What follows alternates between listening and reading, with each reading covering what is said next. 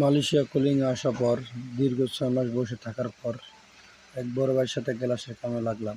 এই যে দেখতে পাচ্ছেন গ্লাস লাগাচ্ছি, বড় বড় গ্লাস, এটা হাতে ওঠানো সম্ভব না, তাই পাম্পের মাধ্যমে অটো দিয়া লাগানো হচ্ছে।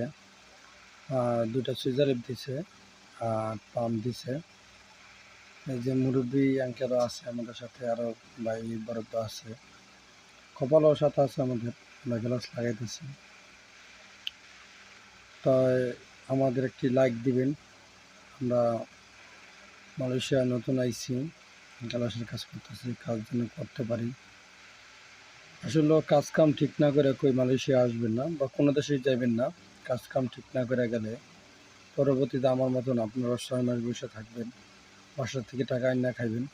একে তো ঋণ করে আইছি, কিস্তিটাই আইছি, এর ভিতরে 6 মাস বসে থাকা, টাকা পয়সা না থাকা, কাজ কাম না থাকা, কত যে কষ্টের। এখন সেটা আমি বুঝতেছি যে মালয়েশিয়া কাজ কাম ঠিক না করে আসলে কত কষ্ট হয়। রুমে বসে থাকতে হয়, তারপর খাওয়া দাওয়ার সমস্যা হয়। এই যে গ্লাস লাগাইতেছি সুইজার লিপ দিয়া, বড় ভাই সুইজার লিপটা লেগেছে। তাই আমার একটা বারাং দিতে বলছিল, ওই ভাই দিল। আমি ঘুরে আবার এসে ডাইলাম ভিডিওটা করার জন্য। চেন দিয়ে এখন পুরাইব। নিচের গ্লাস নিচে আদায় লাগানো হয়েছে, তো উপরটা মোটর দিয়ে লাগানো হবে।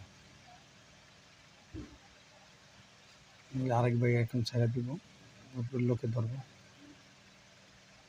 মানে পার্ট বাই পার্ট। মেন সমস্যা হলো গ্লাসটি মানে ব্যাকা সিস্টেমে সোজা হইলে আবার সমস্যা আসলো না, বোঝা যায় না ব্যাকা। এটা মানে কাইট করে মানে ব্যাকা করা না, এটা ফ্রেমটা।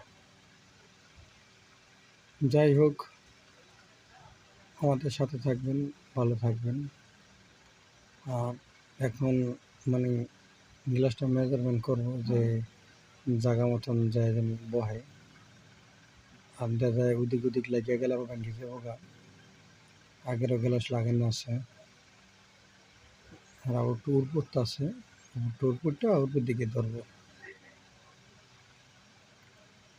এই আমাদের বিদেশে সবচেয়ে মজানো মতো মানে কনস্ট্রাকশন সাইডে লোকের বেতন বেশি অন্যান্য সেক্টর থেকে। সকলকে সম্পূর্ণ ভিডিওটা দেখার জন্য অসংখ্য ধন্যবাদ, এখনও পর্যন্ত আমাদের সাথে থাকার জন্য। আর যারা লাস্ট পর্যন্ত দেখছেন অবশ্যই একটি ভিডিওতে একটি লাইক দিবেন, পারলে একটি শেয়ার করবেন, একটি কমেন্ট করবেন। আল্লাহ হাফেজ, ভালো থাকবেন, সুস্থ থাকবেন।